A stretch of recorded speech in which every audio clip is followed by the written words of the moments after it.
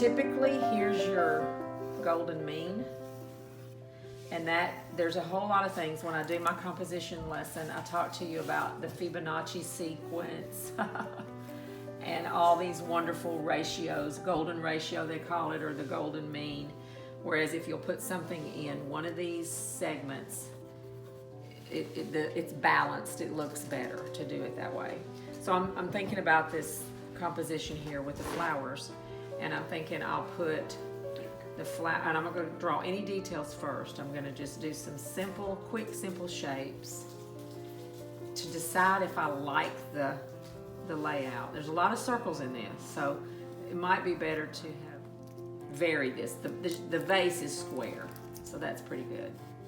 So I'm going to start out with it there, and maybe move that lemon over because you got this space over here to fill. All right, so the lemon, actually the lemon's way down here, so, but I'm going to put it about right there in this quadrant. I don't want it to look like an egg. Well, I meant to get some of Grace's eggs and put those out. And then I'm going to let this little lemon slice overlap here. So I kind of have an idea here of where I'm going. Do I like that? Is that a pleasing composition on here? Because this is your most important part. If you're just doing an apple, we'll decide about where you want to put the apple. If you want to put it smack dab in the center or over, I'd put it over here to the side just a little bit.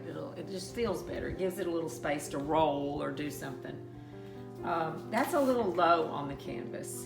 So with charcoal, it just wipes right off.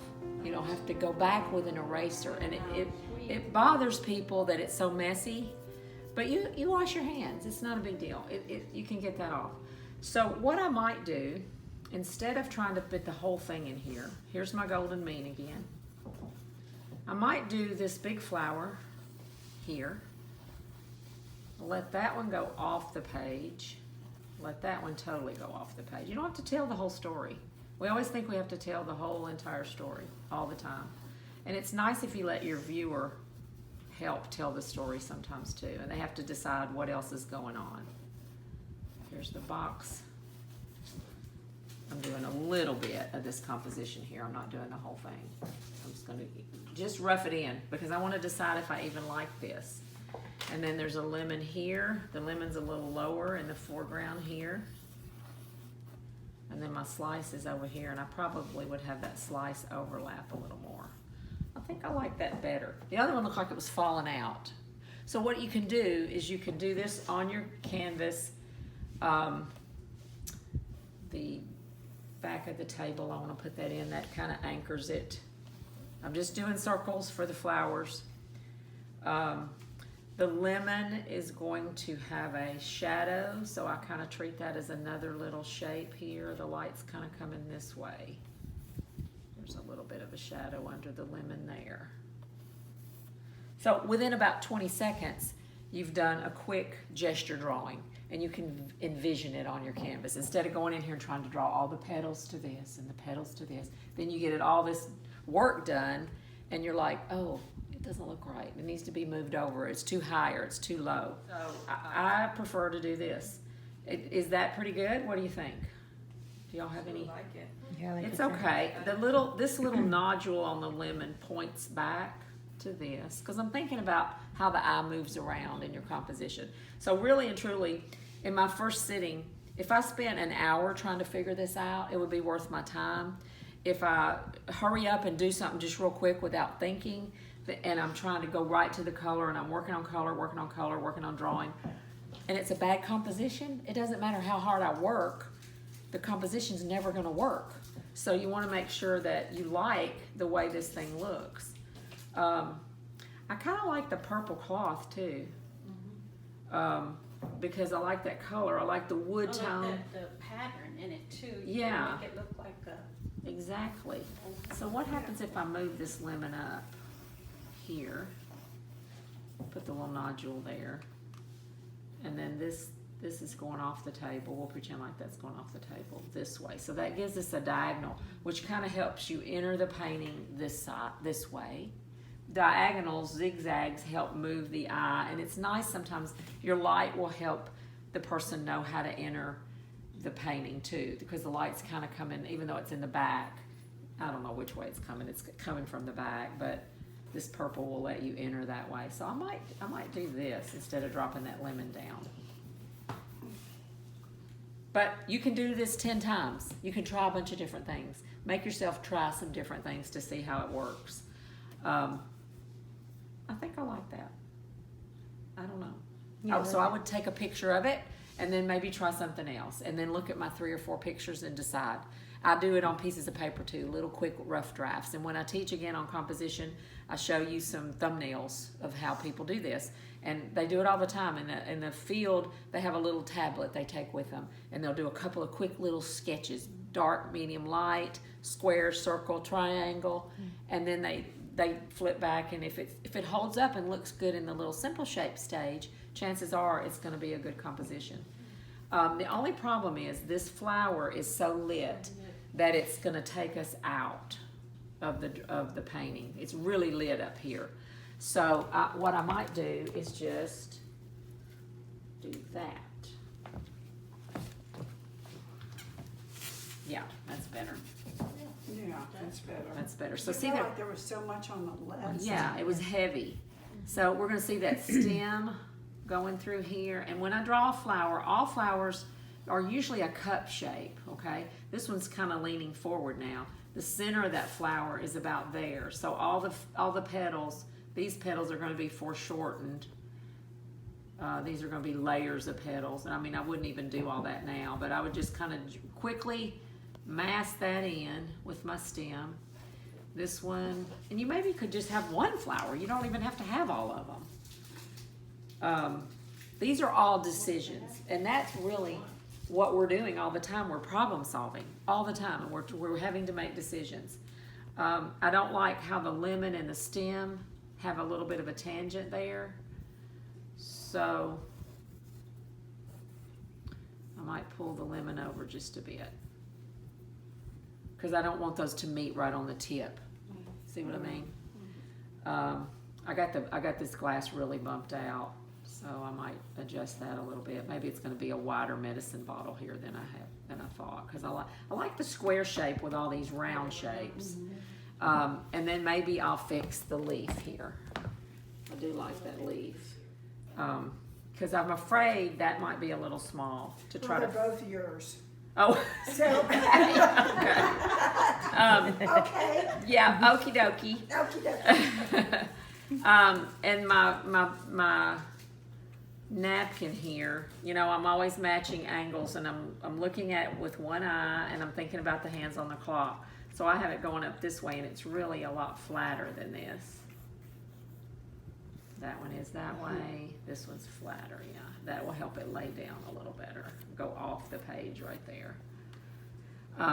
It disappears over here, so that won't be a real hard line. It kind of disappears there. It disappears a little bit back here. This one is really dark because it's got a shadow along the front of the napkin. So see, I'll go ahead and do that right now to remind myself of these sharp edges. This one's a medium edge over here. So, and it's kind of roughly like that. It kind of goes out like that. That one kind of lays down a little bit more. So see, these are a lot of things you can go ahead and work out right now. Here's your shadow shape. But I'm not doing any kind of beautiful drawing here. I'm just doing the simple shapes. That's why the very first drawing class I ever do, I always do simple shapes. Circles, squares, triangles. That's all you have to think about right now is the circles, squares, and triangles. The shadows are compressed elliptical shapes. It's not a big round shadow like that. It's a little squashed elliptical shape. And then the glass jar is really not throwing a shadow at all. You set your still life up before you ever get started. Sit exactly where you're going to sit. Take a picture of it. Take 2 or 3 pictures of it so that you have that to finish by. And also to remind yourself, because you'll be, oh, there's a flower over here. Pretty soon you'll be working on something over here that you're not even including in your composition. The other thing I forgot to mention is where this falls. You typically don't want to divide your canvas in half. That's an awkward. You usually want to come down 1/3 or 2/3 of the way. So this is probably pretty good. That's about 2/3 of the way down. I might drop it just a tad. And I do like I left that wood on there because I like the feeling of something organic underneath it, like a wood table. It's masonite, but so I like that. That's a yellowish tone that ties in with the yellow flower, the yellow lemon, and then the purple is the complement. So I think all that goes pretty good together. So if I were doing the apple, I would do, and I can erase this, I would do, I would decide I'm going to drop, how much do I want the apple to be up here, like yours, Brandy. You might decide you want to show some of that green cloth. So you might bring it up like this, pull some of that green cloth down in front, put your apple, let's see, we're going to see a little bit of the top of the table.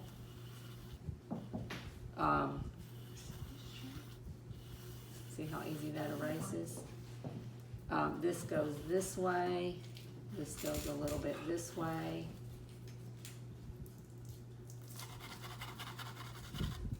And your apple, and I've done it smack dab in the center, and we usually don't do that, but you can do that sometimes. Now I did a circle to start with, but what I'll do, once I get this layout decided on,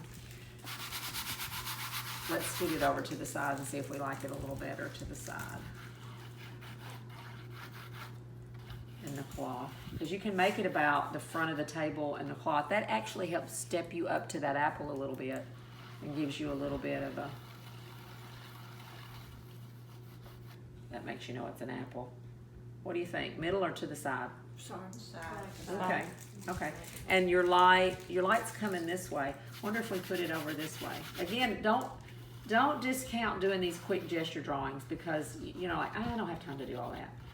But you never know. Sometimes you just, when you see it, you're like, oh, I kind of like that better.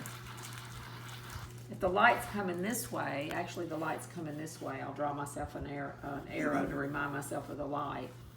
Sometimes I may like it better over, because we read from left to right. So that's a natural way to view a painting, left to right. So what do y'all think? Middle, That's left, better. right? I like it where you have it now. Okay, Yeah. that's the way we read.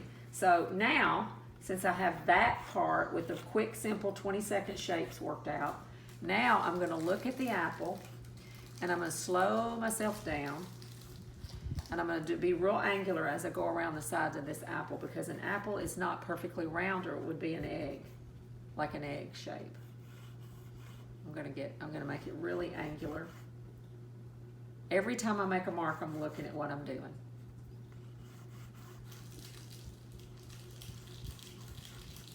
And then where the stem goes, I can hardly see it. I'm all the way across here. It's hard to see. Get yourself a little bit closer.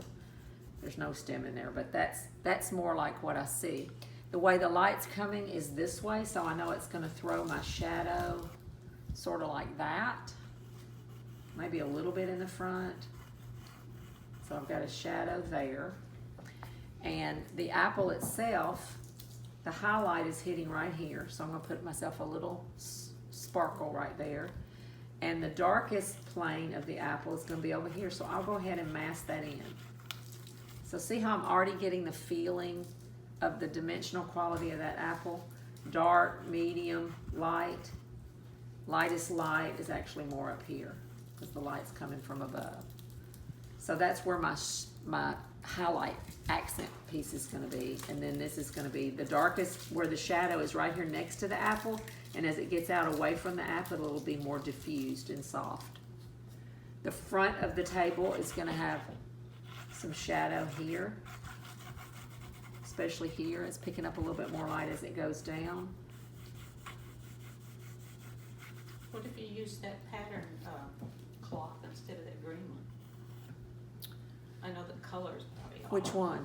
That purplish one.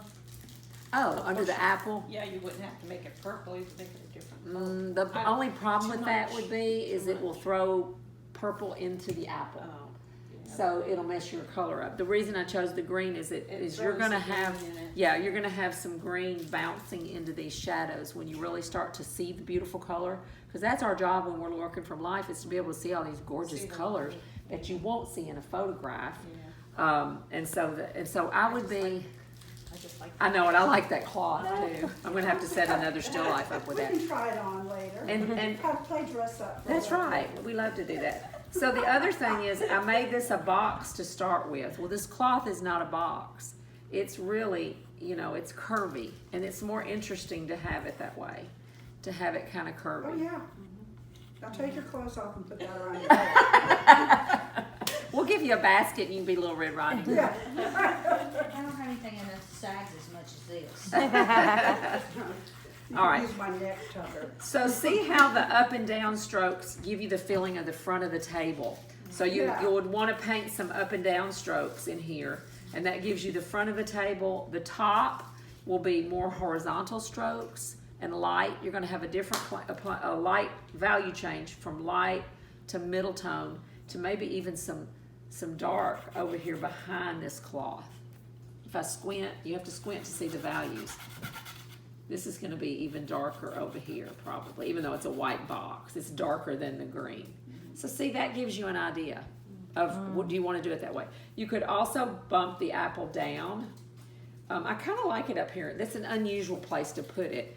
In their minds, because if you're not selling it or but it's giving some people in my life permission to paint, which I love. I love that. It's contagious, is what it is. You know. Because I'm like, it's not So about I you told being like a Brandy she master, has to you come know, like on everybody's their own. and experience Christy.